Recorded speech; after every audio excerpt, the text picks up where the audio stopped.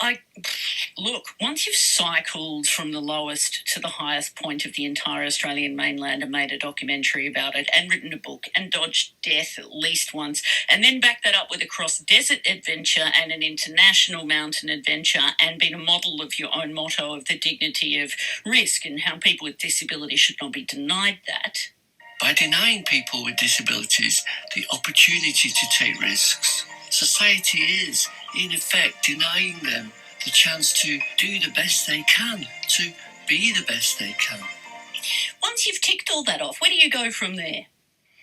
The man who has done it all and will answer that question is adventurer and author Paul Pritchard. Hello, Paul. Hello, Helen. Are you just an adventurer in your soul and you cannot be tamed into being a suburban creature?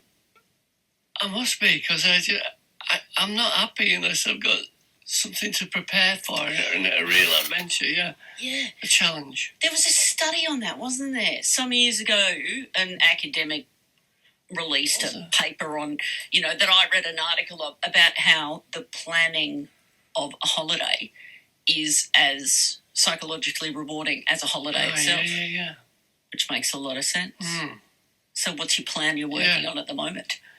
Well, I want to climb or ascend, I guess, the 16 highest peaks in Tasmania, which are basically the over 1,500 metres. There's 16 of them. Yeah. But what element are you taking out from the ABLE specifications? Yeah, so it's not the ABLEs, because I think there's eight mountains of these are not ABLEs because they don't meet that strict criteria of an ABLE. The tiny technicality of the 100 metres at the top. Yeah, 150 metres of vertical drop before you start climbing again. So you're just going straight up 16 highest. Yeah. Full stop. Well, it's the 16 mountains over 1,500 metres. Yeah. Right. So it's the 16 above 1,500. And yeah. Does that have a name? Is that, there's the ABLEs and there's the peak baggers list. Does this one have a name? Yeah, no, I think it's like, obviously people have climbed them, but it's a new challenge. And some of them, like Mount Geryon, it is a roped rock climb, so it's quite it's more challenging than the ABLEs that way, but wow, I could never do the ABLEs because 158 of them. It's a lot of mountains. Yeah. So that reminds me of when you went back up the totem pole 25 years or whatever it was after the thing had nearly killed you. Yeah. And because you have hemiplegia, you described it as one-armed pull-ups up a sea cliff face. So are you getting back into the one-arm pull-up territory with that? I am actually, yeah, because I won't be able to actually climb up with my hands and my feet the rock, I don't think anyway. So I'm going to have to climb a rope again like that. Bust out the one-armed pull-ups. Yeah. And you don't feel at all nauseous when you think about that? Not at all, no. I'll tell you what though, last year I had this operation on my ankle where they drilled a hole through the sole of my foot and put a pin up my tibia. Yeah. And it's just worked wonders. So that's really why I'm doing this now. Oh. Yeah. Man, were you in traction for a while with that? I wasn't in traction, but I was in a motorised wheelchair for a good few months. Right. Yeah. Plotting for when you got out of the motorised wheelchair. Yeah. Is that when you put the plan together? Yeah, I was at a loose end. I thought that maybe I should cycle up the highest pass in the world in India, and we also considered riding one of those auto rickshaws, but back from India to Tasmania. But not this time. But I actually thought it's not a good time to fly and international travel and stuff. So I just wanted like a local challenge, really. Yeah. Don't want to waste the new pin in your foot. No. It's the most Paul Pritchard thing I've ever heard, is to go, oh, yeah, they put a pin in and I was in a wheelchair, so I was thinking about cycling up the highest mountain in India, but I decided to keep it local. That is how you roll, isn't it? Yeah. Your documentary of one of your recent adventures, the Larapinta Trail, when you did that, which TV network has picked it up? SBS, yeah. So people can watch that on demand anytime. It's got a Larapinta end to end. Right. Come for the World Cup. Stay for the daring Tasmanian adventurer. That's excellent. This is Paul Pritchard. And yes, that's his doco, Larapinta End to End, which you can catch on SBS on demand. But right now you've got him on the radio on 936 ABC Hobart and ABC Northern Tasmania. Could the group of mountains be the Dignified Risks? No. I think I've called them the Lutruwita 16. Oh, that's much nicer. Yeah. The Lutruwita 16. I hope that catches on. Have you put that on your website?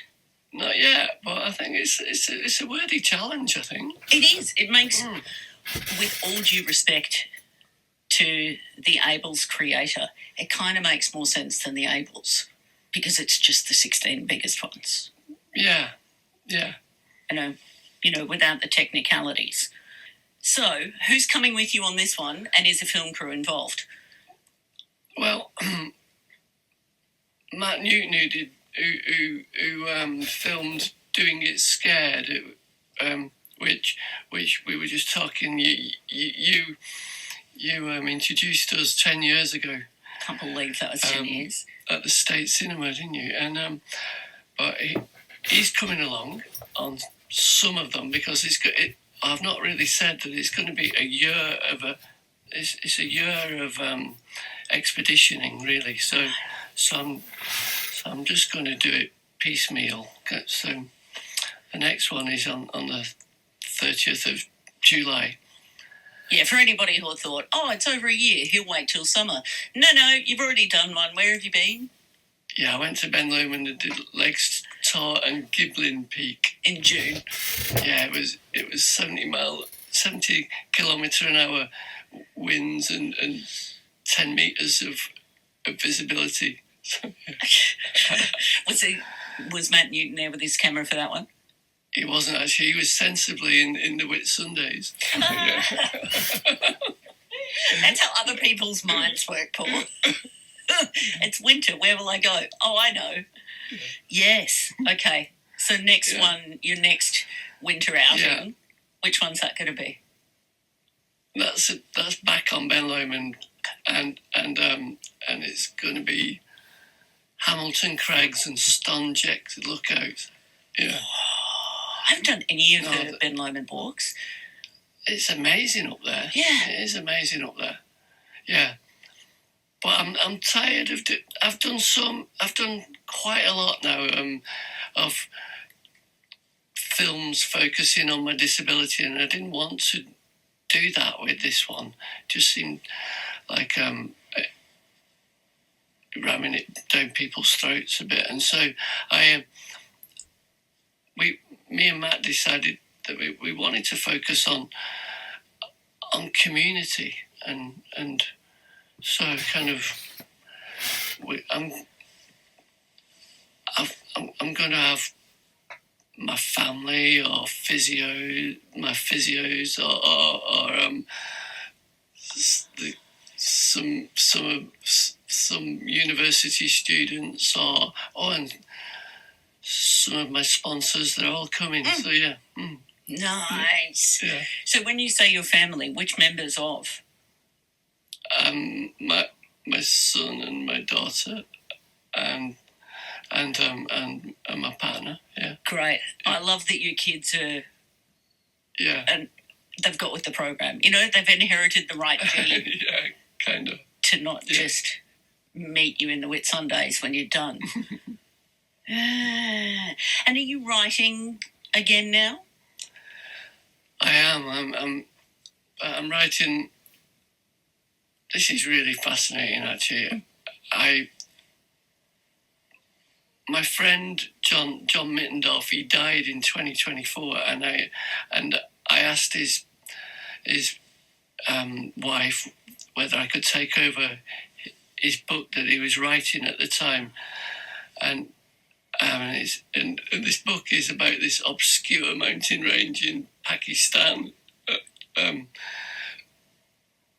But both of us have been there, and it's not that obscure because it's got the highest cliffs in the world on it, and because he invented that.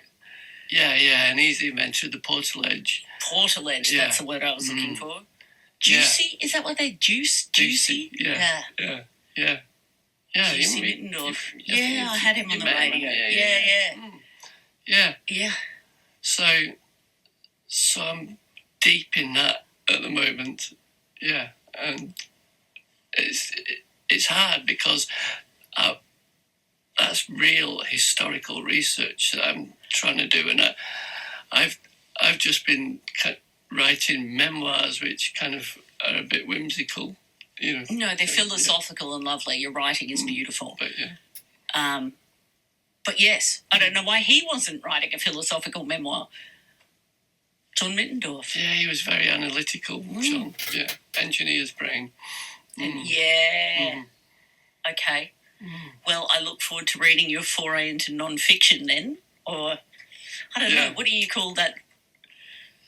Historical research, I think. Yeah. Okay. Nice. And the next instalment of your film career, would you come out of this as well? Yeah, and that'll be next June. I should have finished the challenge, so June 27. So, yeah. I look forward to keeping up with the next round of the wild ride, Paul. Thank you. All right, thanks. Paul Pritchard is an adventurer to his bones, and he's working on this new list of peaks. You'll be able to follow along with how hairy things got in June on Legs Tour and all the other stories. In the meantime, Larapinta End to End is on SBS On Demand if you want to watch one of his previous adventures on there. 936 ABC Hobart, ABC Northern Tasmania. Before the sun rises, your local ABC team